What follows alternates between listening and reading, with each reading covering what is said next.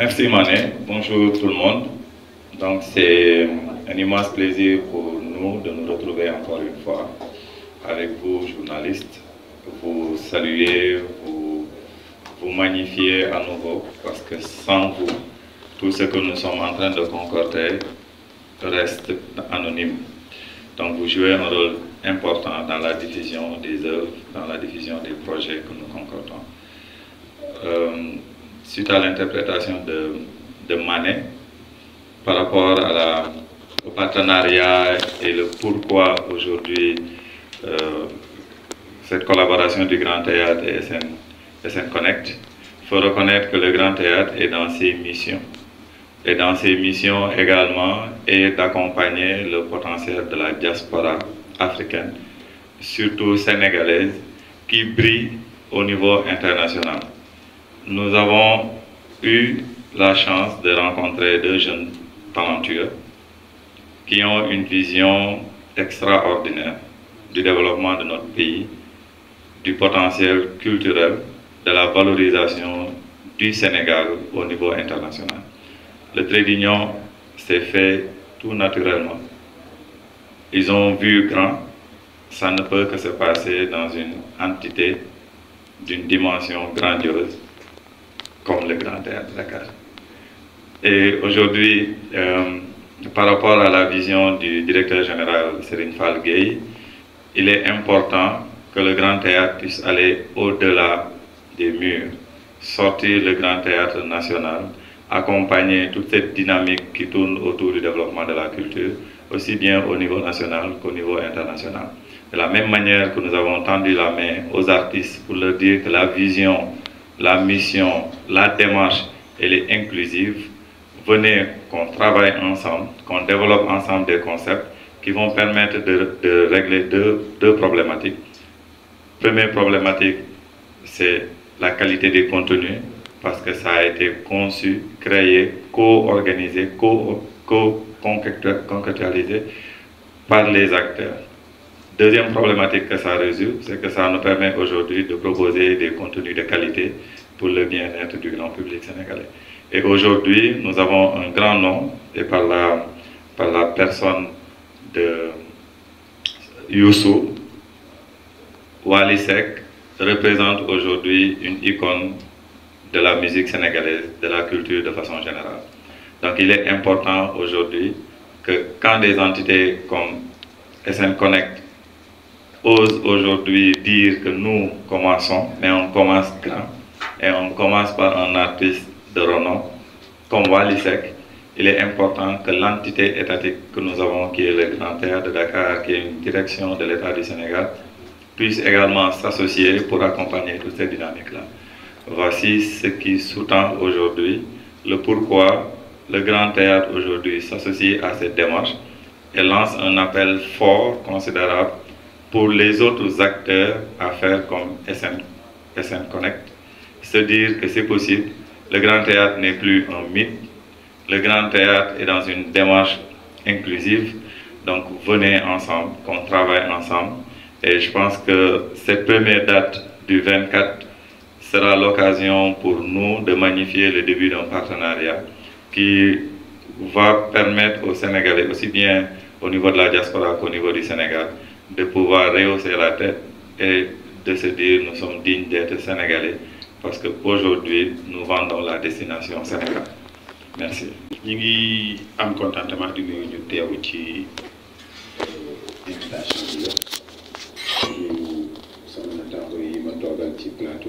Nous ñoo mettre en valeur li ñu am ak li ñu moom arrêter ce genre de questions soxlawuñu ñooñu parce que mënuñu am ku dee di Youssou Ndour di dàq ci ay mais ba dëppoo leen Youssou Ndour mooy idole artiste yenn Nigéria daf leen fa ba jël Youssou Ndour yóbbu ko Stade de France na ko yaay sama idole yaa mooy ubbil barke démb jaay noonu la ko defal Amérique léegi ñun ñu bàyyi loolu ñun dem di topp ñoo xamante ni rawuñu ci lan la ñu raw la plupart de leurs sorties c'est entre eux c'est une communauté moo leen di invité ñuy ñëw di def événement ci seen biir nañu ñun ñoo war a defar affaire bi ba nga xamante ni dañuy toll ak ñoom mais ñoom bu ñu demee ci ñoom sax duñu taal duñu faale mais am nañ leen doy donc loolu du wax ji mooy ñu xam li ñu doon La musique sénégalaise a une grande partie du marché mondial. Non, gars, 1960 fekk na Sénégal di am disque d'or mais arrêtez. Foo dem ci àdduna Youssou Ndour foo ko tudd ñu ne la xam nañ ko 87 la commencé dem Japon moom du Ndiaye Rose. Thione Seck Ismaïla Lo Thione Seck 89 jàpp 90 il avait fait une tournée en Hollande. Coumba Gawlo Seck nag wax fa dëgg yàlla nag yéen tamit nag bu leen xeeb suñu musique bi waaye. Et la musique qu'ils font s'appelle le mbalax. Donc donc dañoo am lu am maanaam ñun nag ñoo xamul naka lañ koy mettre en valeur ak naka lañ koy jëmmale nañu fexe ba suñu musique bi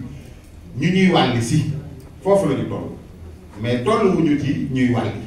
waaw donc c'est à nous de xam musique bi mooy lan ñu yokk ko considération yokk ko respect yokk maanaa gi ba nga xamante ni ñoom dinañ ñëw ci ñun ce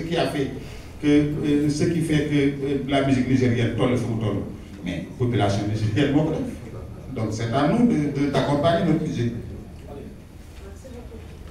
Bonsoir. Youssou, merci. Mais aussi il y a une chose à. maa ngi leen di nuyu di leen ziar bu baax a baax di leen wax ni plaisir la tey ma jàkkaarloo ak yéen samay confrères samay frères aussi te ñu bokk liggéey bi may remercier aussi Samba Diaité aussi c'est un frère que je respecte beaucoup par rapport ak liggéey bu am solo bi nga xam ne mu ngi koy def ci Grand Théâtre idem que Youssou Dieng mi nga xam ne je pense que ni tey bu lépp neexee ci par rapport ci côté sama liggéey bu mu ciy jàpp bu baax ci conseil ci orientation ak yi ni mel.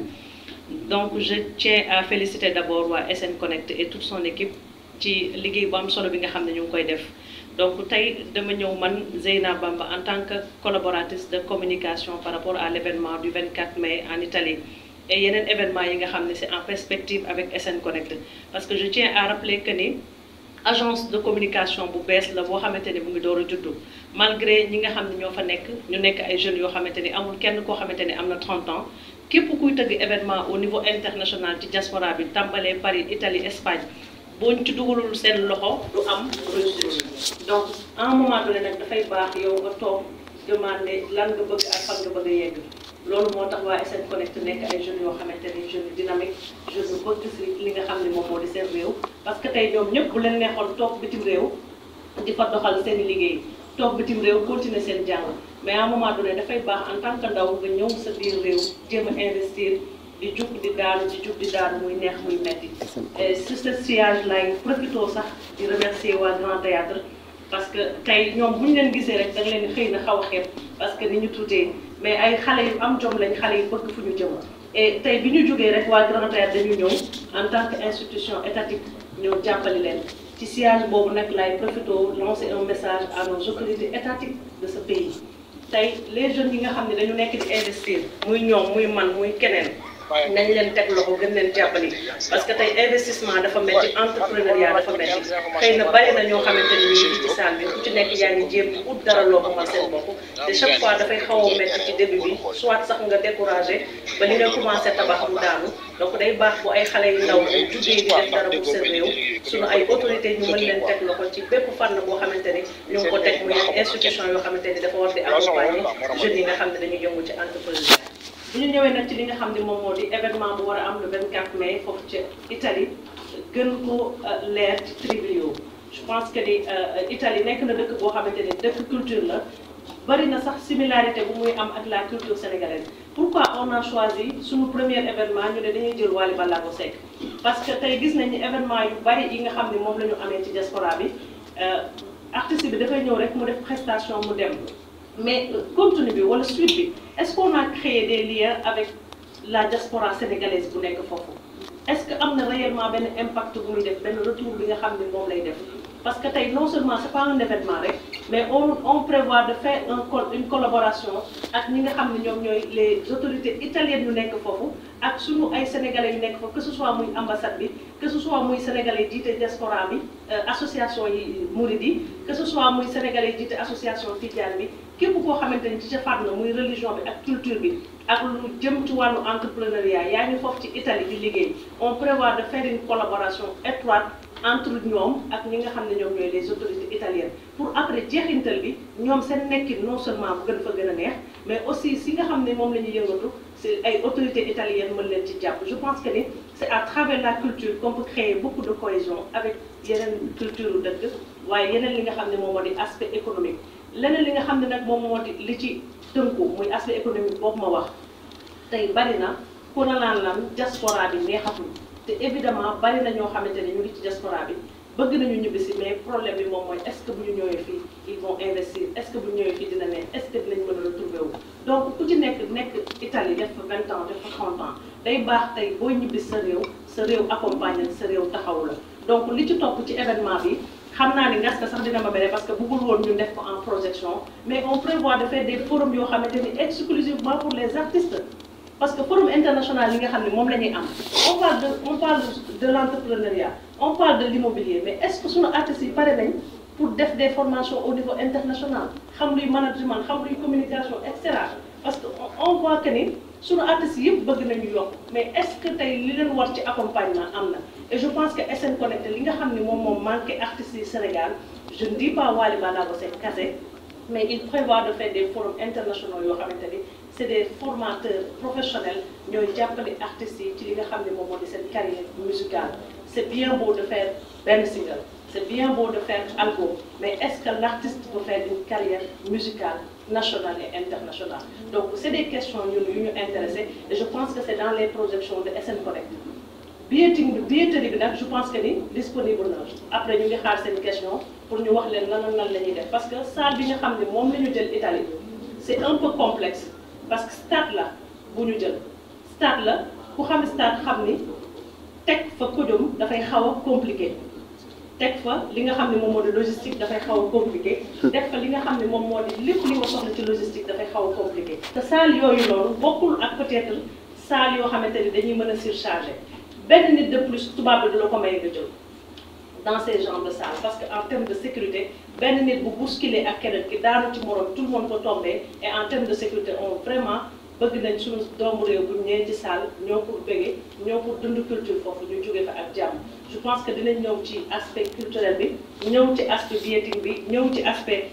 organisation waaye aussi li gën a am solo aspect sécuritaire pour ñu gën a waxtaan ci événement bi pour ñu mën a tënk lépp li nga xam ne moom lañ fi wax mooy yéen ñëpp ñu ngi leen di woo ngeen ñëw teg loxo SN Connect teg loxo SN Connect mooy jàppale sa benn doomu réew jàppale sa benn doomu réew mooy jàppale nga 10 personnes yi nekk ci ginnaaw parce que ce n'est pas lui seulement qui représente SN Connect